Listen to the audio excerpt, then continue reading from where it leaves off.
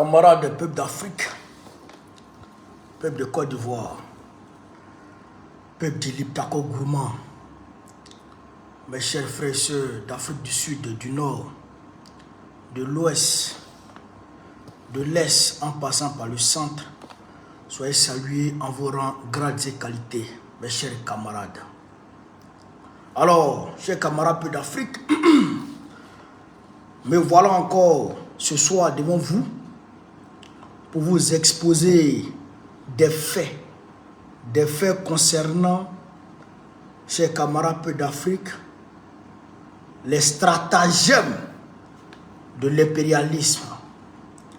Alors, comme nous sommes là, et sachant que la communication est une arme fatale dont l'impérialisme s'est saisi et se sert encore aujourd'hui pour manipuler les esprits et puis, chers camarades peu d'Afrique, faire passer leur sale besogne. Donc nous sommes là pour apporter la contradiction claire à la lumière de nos réalités en Afrique. Donc nous sommes là pour ça. Donc, camarades peu d'Afrique, nous allons ici aborder deux points. La Côte d'Ivoire concernant la réinscription du président Gbagbo, parce que hier, les évêques ont fait une sortie et la sortie n'a pas été du goût du Dramanistanais. Alors, il a fait sortir ses perroquets pour venir bavader. Mais nous allons leur répondre. Oui, nous allons leur apporter une réponse ici adéquate. Au-delà de ça, comme Bobo l'avait prédit il y a près d'1 an de cela, que disons que l'impérialisme s'apprêtait à former une rébellion au Burkina Faso. Une rébellion contre l'État burkinabé, l'impérialisme. Donc nous allons rentrer dans les détails et vous donner ce qu'on doit donner, chers camarades peu d'Afrique. Alors, chers camarades peu d'Afrique, partagez au maximum la vidéo. On va très rapidement rentrer dans le vif du sujet. Déjà, il est important de savoir que la fête de la renaissance du PPACI a été reportée, qui était prévue du 5 au 6 avril, a été reportée au 11 et 12 avril. Vous avez compris? Voilà. Donc, c'est toujours à Dabou. Voilà. Donc, chers camarades peu d'Afrique, on va rentrer dans le vif du sujet. On va ici écouter déjà, d'entrée des jeux. Est-ce que ça vaut la peine même d'écouter les évêques? Vous avez vu la vidéo des évêques là, où les évêques ont appelé à une élection apaisée et inclusive. Les évêques ont appelé à une élection apaisée et inclusive en octobre 2025. Vous tous, vous avez entendu ça. Donc, inclusive qui est dedans là, eh bien, chers camarades peu d'Afrique, figurez-vous que les perroquets de Draman Ouattara sur la TV ne sont pas d'accord avec ça. Donc, on va ici les interroger et on va apporter des réponses, chers camarades peu d'Afrique. On va ici les écouter. Essayons maintenant de parler politique avec ou religion, enfin votre point de vue. Les évêques catholiques ont appelé à une élection apaisée et inclusive en Côte d'Ivoire. On rappelle que l'élection présidentielle se tiendra en Côte d'Ivoire en octobre 2025 et déjà des voix s'élèvent pour parler paix, pour parler sensibilisation. Quel est votre point de vue justement sur la sortie donc, des évêques qui appellent à la paix, à des élections apaisées et inclusives? Marius Komoué, j'aimerais bien commencer par vous. Voilà. Alors, il faut dire tout simplement que regardez l'homme. C'est le rôle de l'Église, et pour ne pas dire des courants. Regardez l'homme. Vous avez l'Église qui s'habitue très souvent depuis quelques années au niveau national à faire ce genre de déclarations aux niveau de son instance même de décision par excellence. Seulement que là où nous nous interrogeons, c'est lorsque l'Église appelle donc à une élection inclusive. Pourquoi est-ce que vous interrogez justement? Oui, mais écoutez, dans tous les États du monde, sauf ce que la Côte d'Ivoire a eu et qui a engendré une rébellion, qui a dû donc amener les acteurs politiques à aller de consensus en consensus, d'échanges, de discussions, de table ronde à table ronde, pour naturellement trouver les meilleures alchimies pour pouvoir naturellement organiser l'élection qui s'est finalement tenue en 2010. Mais dans le cas d'espèce, nous sommes totalement loin d'une telle situation. Et donc demander une élection inclusive signifierait que tout le monde pourrait être donc candidat. Or, dans une élection, on sait tous en tant qu'intellectuels que tout le monde, bien que nous soyons tous ivoiriens, mais nous ne sommes pas appelés à être tous candidats. Et bien évidemment, pour ceux qui naturellement, dont la candidature viole la loi, nos lois, eh bien, il serait difficile d'être candidat pour ceux qui ont perdu, par exemple, leurs droits civiques. C'est en cela que souvent, sur ce plateau, nous en avons appelé donc à la magnanimité du chef de l'État sur ces questions-là. Juste pour conserver la notion de paix, la notion donc d'unité nationale et sauver, j'allais dire, la cohésion sociale. Attends. Camarades peuple d'Afrique, vous l'avez entendu, c'est Marius Komoué. Lui là, celui-là qui se faisait passer pour le défenseur des opprimés, c'est un responsable de la société civile, d'organisation de la société civile. Lui là, Marius Komoué. Attends, je vais essayer d'agrandir. Non, on n'arrive pas à agrandir ici. Marius Komoué. Chers camarades peuple d'Afrique, vous avez entendu Marius Komoué. Il dit que les évêques ont appelé à une élection apaisée et inclusive. Lui n'est pas d'accord. Parce que tout le monde ne peut pas participer à une élection. Donc, il poursuit.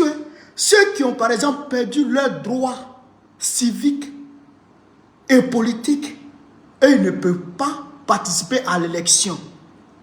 Et partout dans le monde, les élections ne sont pas toujours inclusives, sauf qu'en Côte d'Ivoire, quand il y a eu la guerre de 2002, donc il y a eu des alchimies, c'est-à-dire que d'accord en accord, il y a eu des alchimies pour pouvoir trouver un consensus pour organiser une élection inclusive en 2010. Donc Marius Komoué dit que lui n'est pas d'accord. On va ici aller écouter le même Marius Komoué qui dit aujourd'hui que lui n'est pas d'accord que Laurent Gbagbo soit candidat. C'est ça qu'il est en train de dire ici. Laurent Gbagbo, Soro Guillaume. Bon, Bleu Goudé, je ne parle pas de lui parce que lui, ce n'est pas ce qu'il veut dans la vie. Donc, Laurent Gbagbo, Soro Guillaume, lui n'est pas d'accord que ces deux-là soient candidats. C'est ça qu'il a dit ici. Hein?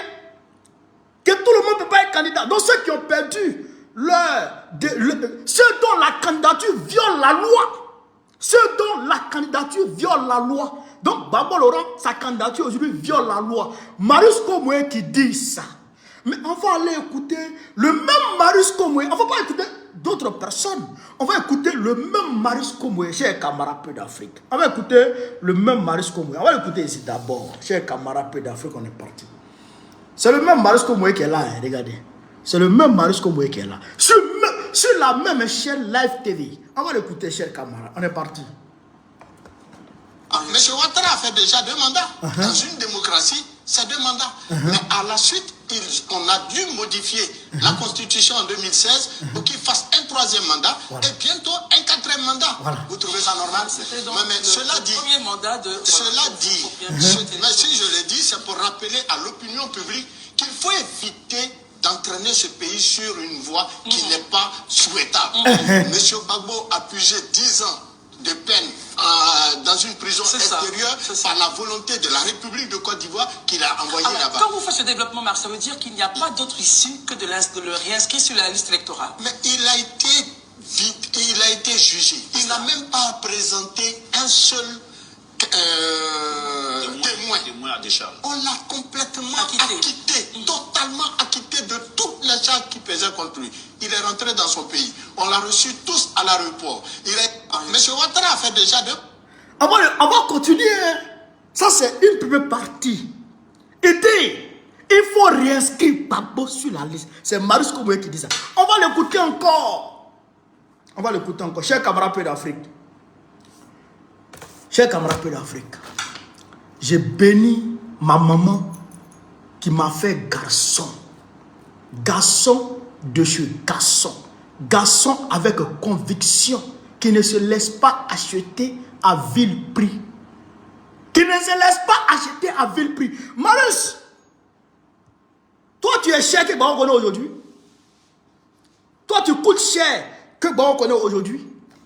Il n'y a pas un parmi vos communicants RADP là qui a plus de valeur aux yeux de Ouattara que Gbagbo connaît aujourd'hui. Si je décide de me vendre à Ouattara, c'est des milliards. Si Gbagbo dit aujourd'hui qu'il entame une négociation pour rentrer en Côte d'Ivoire et pour intégrer le RADP, c'est tapis rouge avec un milliard. Mais je préfère moisir, je préfère mourir. C'est-à-dire que dans la dignité que de me vendre comme toi. Mais c'est indigne. On va l'écouter encore chez camarades d'Afrique. On va l'écouter ici. On va écouter Marius Koumoé. Le voici encore. Hein. On va l'écouter. On est parti. M. Gbagbo a purgé 10 ans de peine dans une prison intérieure de ce pays. On l'a reçu tous à l'aéroport. Il a été même, le public qui a été l'accueilli a été même mieux encadré par les forces de l'ordre. Il est rentré tranquillement et aisément chez lui à la maison. Il est assis là-bas, on nous sort un autre tic-tac que les politiques connaissent bien pour dire il n'est pas éligible, il n'est pas cela. Il est éligible. Remettez-le sur la liste. Nous, les Ivoiriens, nous irons voter qui nous voulons par rapport au projet de société et au programme de gouvernance qui nous aura été proposé. Alors, tel le point de vue de Marius. Quand on a braqué une banque, et pas que quelle banque, on doit pas se balader, vous le dites. Est-ce qu'on doit s'asseoir à la maison? Bien. Mais donc, soulevez M. Gbagbo, mettez-le en prison pour qu'il puisse sa peine. Auquel cas, remettez-le sur la liste et puis évitons les problèmes. Je dis bien qu'il faut aller à la table de discussion. Il faut trouver une issue favorable pour que M. Gbagbo, le fait d'être inscrit sur la liste électorale ne veut pas dire qu'il a déjà gagné les élections. M. Gbagbo a... C'est Marius Koumoé qui parle là. C'est lui qui parle là. C'est-à-dire que, non mais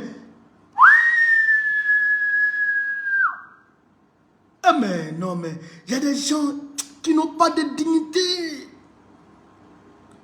Ils n'ont pas de dignité. C'est-à-dire que l'humanité, leur humanité n'a pas de sens. C'est-à-dire qu'eux, ils sont comme des pigeons, ou je dirais des poulets. Vous comprenez ça? Quand ils jettent des grains de maïs, ils te suivent. Quand ton grain de maïs finit, ils vont là où il y a un grain de maïs encore.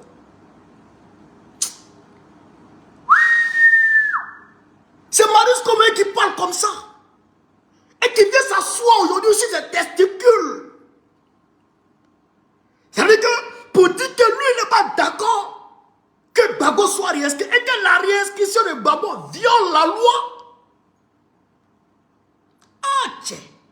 C'est toi qui vas dire aujourd'hui, Marius Koumoé, toi qui dis ça, toi qui demandes bec et ongle, toi qui as demandé bec et ongle à la télévision, tout le monde t'a applaudi la réinscription de Gbagbo sur la liste électorale pour des élections apaisées. C'est toi qui viens t'asseoir aujourd'hui pour dire que la réinscription de Gbagbo viole la loi.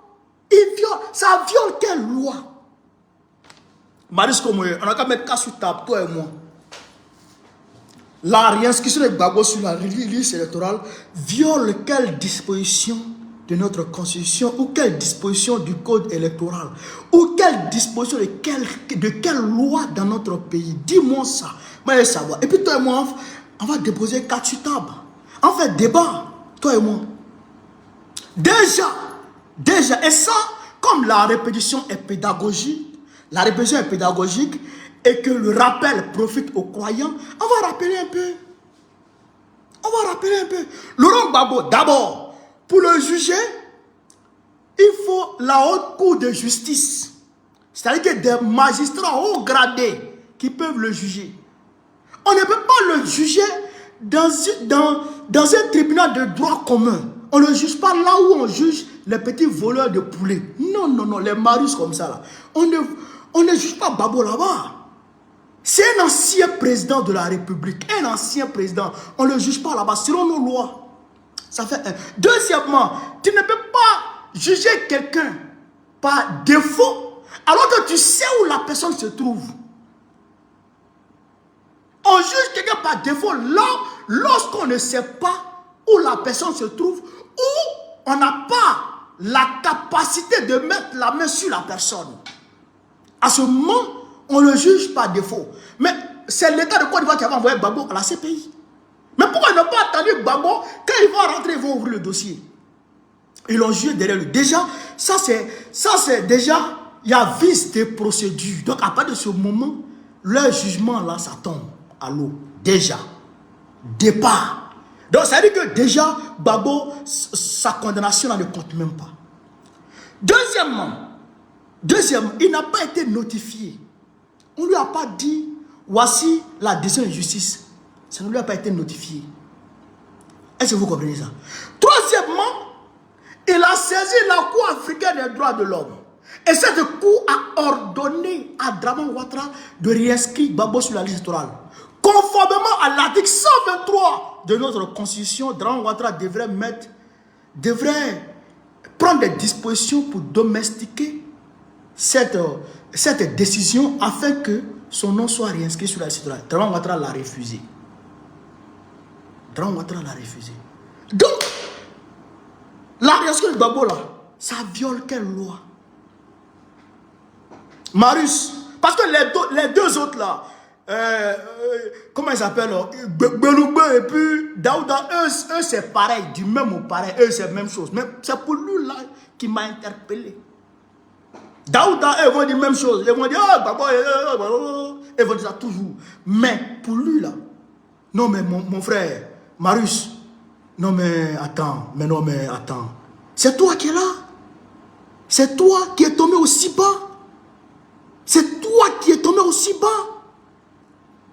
Non mais l'homme c'est pas la peine, hein. L'homme n'est rien chez Camarade d'Afrique. L'homme n'est rien. Aïe. Moi je pense que toi-même tu valais mieux que les Daouda là. Et que tu avais quand même une once de dignité. Déjà tu n'as pas de dignité. Tu n'es pas un être humain. Tu es un poulet, un pigeon, un kodougou, un waworo. Déjà tu ne vaux rien. Ok. Non, c'est pas possible chez Camarade d'Afrique. Mais, ce que je peux dire aux Ivoiriens et aux Ivoiriennes, c'est que nous, le peuple de Côte d'Ivoire, nous savons que la réinscription de Gbagbo sur la liste électorale est un problème purement politique. Alassane Ouattara refuse catégoriquement de mettre Gbagbo sur la liste électorale. Il refuse ça. C'est Dramane qui refuse de mettre son nom sur la liste électorale. Mais comme nous savons qu'en politique, c'est le rapport de force qui fait bouger les lignes. Alors, nous allons nous préparer en conséquence. Parce que il y a, chers camarades d'Afrique, l'article 20 de la constitution de notre pays qui nous confère le droit à la manifestation, au rassemblement et à d'autres outils de pression sur l'État. Ça, c'est la constitution qui nous confère ça. Et nous allons utiliser ça. On va sortir sur Dramane. Il a dit, on va sortir sur... Aujourd'hui là, Dramane là, il est comme fruit mûr. Tu le touches pas, il va tomber. Il a été lâché par Macron. Donc nous, on va sortir sur lui. On va sortir derrière lui pour le chasser. Et c'est de ça que vous avez peur. Et Draman Ouattara vous donne des milliards pour venir mentir, pour venir manipuler les gens. Oh, où on se parle là? Je n'ai même pas donné rendez-vous au peuple d'Afrique. Mais là où on parle là, TikTok, on était à 1400 personnes. Et Facebook, on est à 1000 et quelques personnes. 1000 combien là? 1100 personnes. Vous, votre média, votre télé là, vous êtes à combien de personnes? Et cette vidéo va tourner. Ben, c'est Gogo qui parle. Donc, vous là, votre communication là, ça va nulle part. Moi seul, j'ai anéanti ça. Et c'est fini, j'ai anéanti votre communication à 2 balles. Donc, là que Draman Ouattara vous donne là, prenez ça, mangez. Mais pour dire que vous allez distraire le peuple ivoirien, vous avez tiré à terre. Parce que le peuple ivoirien aujourd'hui a pris conscience, clairement et nettement, à l'instar de tous les peuples africains. Le peuple ivoirien a pris conscience de la réalité et du danger qui guette son pays. Donc aujourd'hui, nous sommes conscients et nous savons que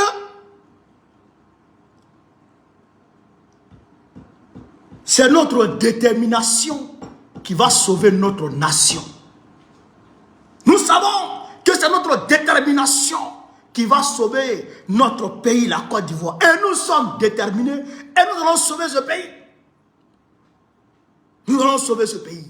N'en déplaise à qui que ce soit. N'en déplaise à Draman, n'en déplaise à Macron. On va sauver ce pays. Oui.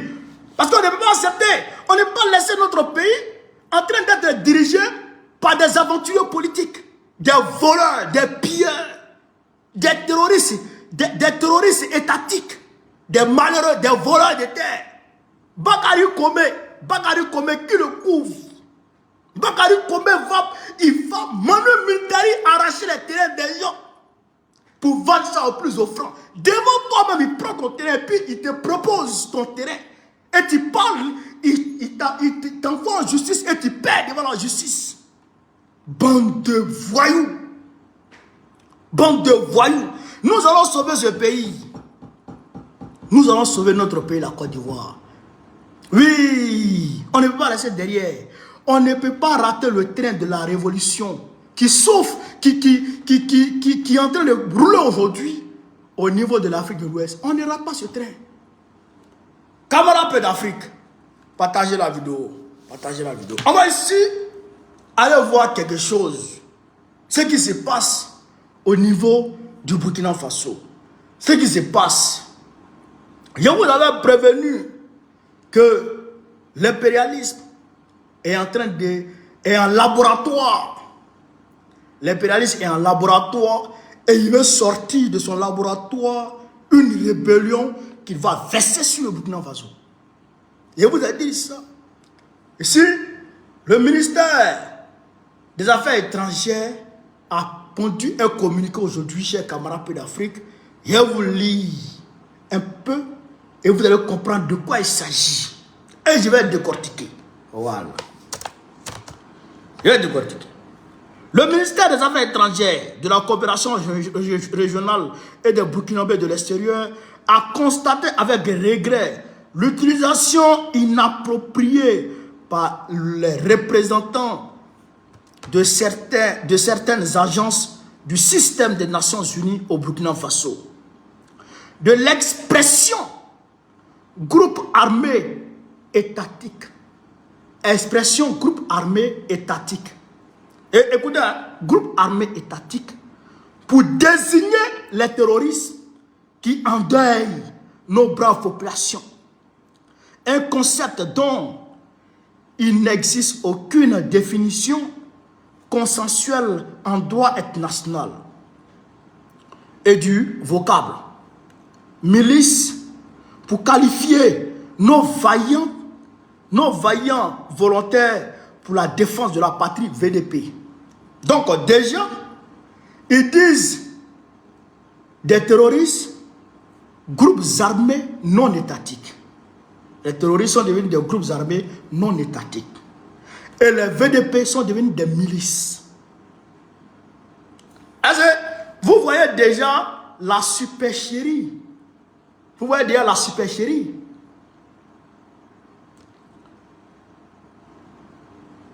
Vous voyez déjà la supercherie. chers camarades d'Afrique. Alors, qui se rappelle de l'appellation de HTC avant leur prise de pouvoir à Damas? J'ai oublié un détail là. Les terroristes qui ont pris le pouvoir en Syrie, vous vous rappelez de ça? Les terroristes qui ont pris le pouvoir en Syrie, on les appelait les terroristes djihadistes. On les appelait les djihadistes. Est-ce que vous comprenez ça? On les appelait les djihadistes. Mais quand ils sont rentrés en laboratoire, et que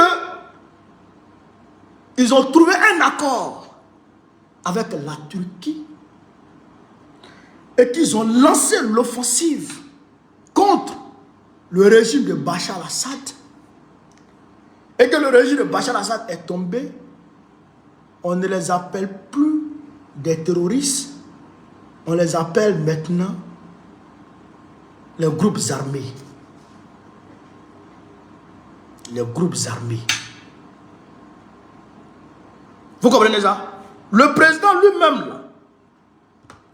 lui-même, on l'appelle homme d'État, chef d'État.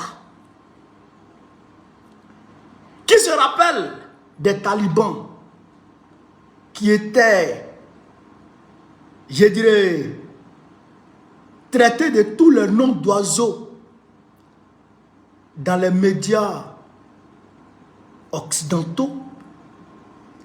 Et quand ils ont pris le pouvoir, le premier pays qui est allé signer un accord de libre-échange avec ce pays-là, avec les talibans qui ont traité de tous les noms d'oiseaux, terroristes, islamistes, djihadistes, le premier pays qui est parti s'appelle la France, qui est parti signer un accord de libre-échange avec ces gens-là. Camarades d'Afrique, ça ne vous dit rien?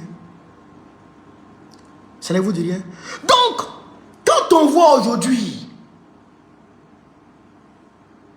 les Ouarawara des Nations Unies changer l'appellation terroriste en groupe armé non étatique, ça veut dire que ils sont en train de polir leur image. Ils sont en train de polir leur image comme ils l'ont fait avec les dirigeants de HTC qui ont pris le pouvoir à Damas. Comme ils l'ont fait avec les talibans qui ont pris le pouvoir à Kaboul, si je ne me trompe pas. Est-ce que vous comprenez ça, chers camarades d'Afrique?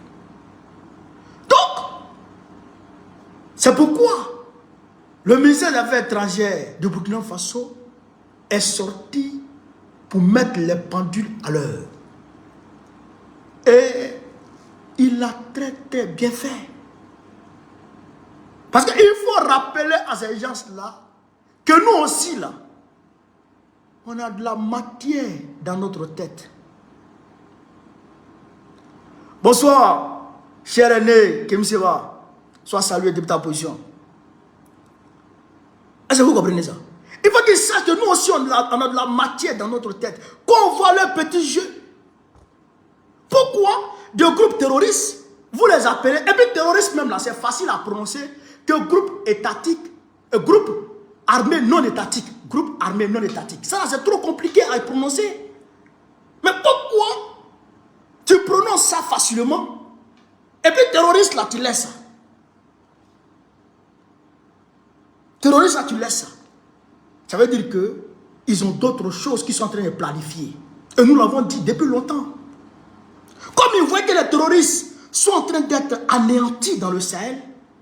Donc, il faut créer d'autres groupes. Il faut les appeler maintenant des groupes rebelles pour se donner la légitimité de discuter avec eux. Vous comprenez ça? Pour se donner la légitimité de discuter avec eux à visage découvert en plein jour. Parce qu'ils savent que leur voie de ravitaillement nocturne est coupée. Leur voie de ravitaillement nocturne est coupée. Donc il faut maintenant échafauder d'autres stratégies pour pouvoir venir en plein jour et venir discuter avec eux. Comme on le fait aujourd'hui avec le M23 au Congo. Est-ce que vous suivez la logique, chers camarades? Comme on le fait aujourd'hui avec le M23 au Congo. Mais Kagame impose au président Tshisekedi de discuter directement avec le M23.